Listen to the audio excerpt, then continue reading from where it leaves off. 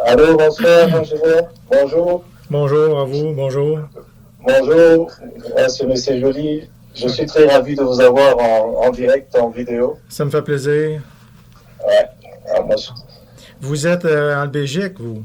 ouais, je suis en Belgique. OK. Oui. Puis vous avez déjà vu mes informations vidéo sur YouTube? Sur YouTube, oui, oui, j'ai regardé beaucoup de vidéos en plus. Oui, oui, oui, Beaucoup de oui. vidéos, des interventions que vous avez faites, où il y a eu des fissures. Oui, j'ai regardé. OK. Puis là, présentement, vous pensez, vous êtes un investisseur immobilier, vous voulez acheter un immeuble? Oui, OK. Puis, oui, je vais acheter un immeuble que j'ai visité deux fois même. Et après, parce qu'il y avait des fissures, ma femme même avait remarqué, et moi je lui dis, bah, peut-être c'est au niveau de façade, hein. C'est superficiel, mais quand je regardais vos vidéos pour essayer de comprendre un peu, je dis, oh, oui, je dois faire très attention. oui, c'est ça. Alors, il faut savoir en premier que pour faire une analyse de structure, euh, à moins de bien connaître le bâtiment, et c'est préférable d'être sur place. OK, ça c'est la première chose. La Oui, deuxième chose, par des photos, c'est assez complet. C'est pas sérieux. Premièrement, c'est pas sérieux. oui, Moi, ce que je vais vous donner des conseils afin de vous préparer.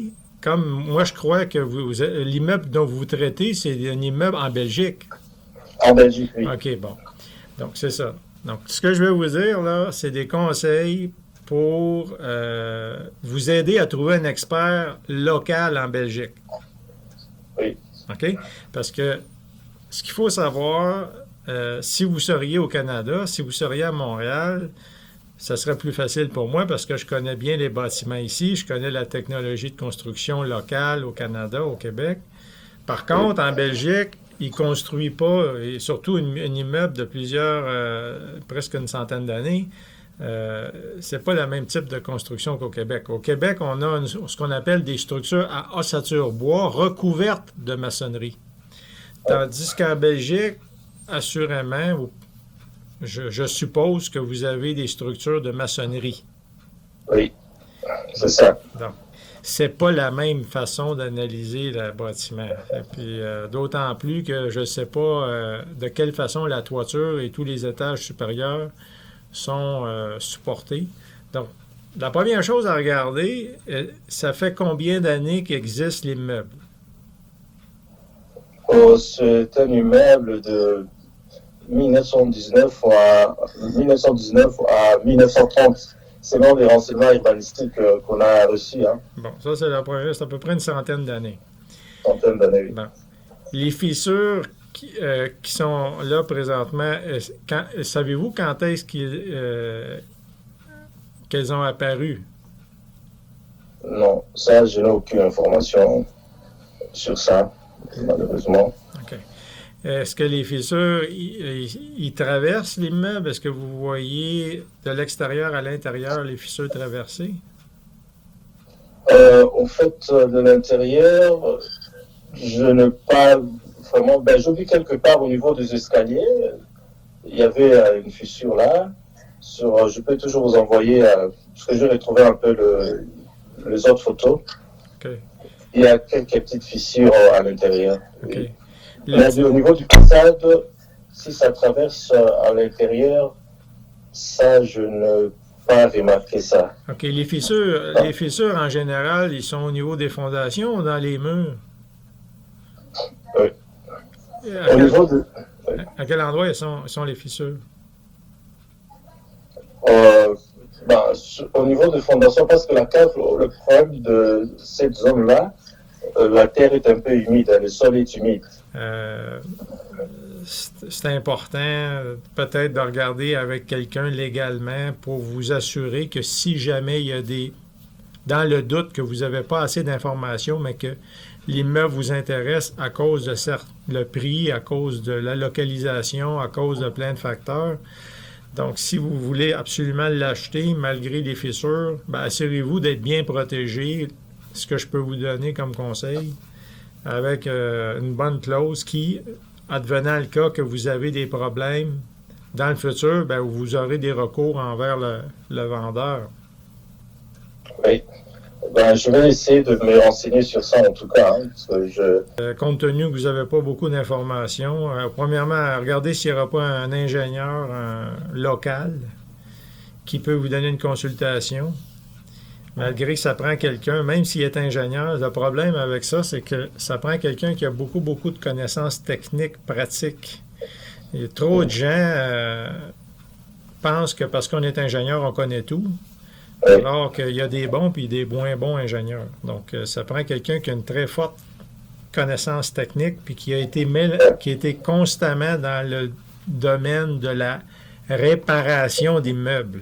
Moi, je vous conseille d'aller voir peut-être un ingénieur ou un entrepreneur et un ingénieur, mais pas pour leur demander de faire des travaux. Parce que si vous demandez des conseils à un entrepreneur, dans le but de lui demander un prix pour faire des travaux et des conseils, bien là, tout de suite, il va avoir avantage à vous donner des solutions exorbitantes, très coûteuses. Malgré que ça, c'est aussi un avantage parce que ça va, dans un marché d'acheteurs, c'est une possibilité pour faire descendre le prix, compte tenu que vous avez quelqu'un qui certifie qu'il y a besoin de beaucoup de travaux pour remettre l'immeuble en bon état. Malgré que si vous avez au contraire un marché de vendeurs, c'est-à-dire que c'est le vendeur qui a tous les avantages parce qu'il y a beaucoup de clients, bien lui, il s'en fout parce que de toute façon, il va vendre à quelqu'un d'autre. Donc ça, c'est une première chose. Puis deuxièmement, ben là, comme je vous dis, allez voir pour des consultations techniques, mais juste consultation sans travaux. Oui. Quelqu'un qui est impartial. Oui. Localement. Et puis aussi, côté légal, ben, si vous avez la possibilité de rajouter des clauses pour vous protéger, c'est l'idéal. Oui. Oui, c'est vrai, je vais suivre vos conseils. Hein. Je vais essayer de trouver un ingénieur, comme vous venez de me dire. C'est vrai que c'est important. Mais le problème, c'est moi, en ces temps, je ne sais pas si, parce qu'on est en période de confinement ici, je ne sais pas vous aussi là-bas si vous êtes en confinement. Oui, absolument. Ouais. C'est vrai que pour le moment, c'est un peu difficile d'aller faire des visites. Et tout qu'on sort, c'est ça les problèmes. Et pendant ce temps, l'agence immobilière est en train de préparer les compromis. Ouais. Voilà, c'est pour ça que je me suis dit, pourquoi pas demander conseil à M. Daniel Dargy, que je vis aux vidéos. Malheureusement, vous êtes au Canada. Oui, je suis au Canada. Puis aussi, il faut connaître bien le bâtiment localement. Moi, en Belgique, je ne connais pas trop la façon de construire. Surtout, je vous conseille d'aller voir aussi. Je fais juste vous donner des pistes. Allez voir aussi côté un entrepreneur, comme je vous ai dit, en restauration, en rénovation, avec un ingénieur, mais qui peut faire des consultations, comme on fait présentement, à distance par vidéoconférence. Au moins qu'il vous donne quelques pistes. Puis sur place, avec votre téléphone cellulaire, vous pourrez aller, si vous êtes capable de sortir sur place, lui montrer avec la caméra. Moi, j'offre ces services-là ici à Montréal. Ben, c'est pour des immeubles que je connais très bien. Oui, c'est vrai, c'est aussi une bonne idée. Hein? Vous pourrez donner cette idée-là à quelqu'un là-bas, peut-être. Oui, je crois que ça va parce qu'actuellement ici, même de visites immobilières, c'est fait vidéo, par vidéo. C'est bien ça. Ils font des visites virtuelles comme ça par vidéo et ils vous montrent le bien. Et je crois que c'est possible. Je vais essayer de me renseigner en tout cas. Si vous avez quelqu'un là-bas, c'est ce que je vous conseille. Tenez-moi au courant. Si vous avez d'autres questions ou des choses que vous n'êtes pas certain, dans la mesure que je suis capable de vous aider, ça me fait plaisir parce que c'est toujours intéressant de parler avec des gens, apprendre des nouvelles choses à l'étranger. Donc, ça me fait plaisir de vous aider si je peux. Ok, merci en tout cas, M. Daniel, ingénieur, de votre spontanéité et gentillesse. Je vous remercie énormément. OK, bonjour, M. Joly.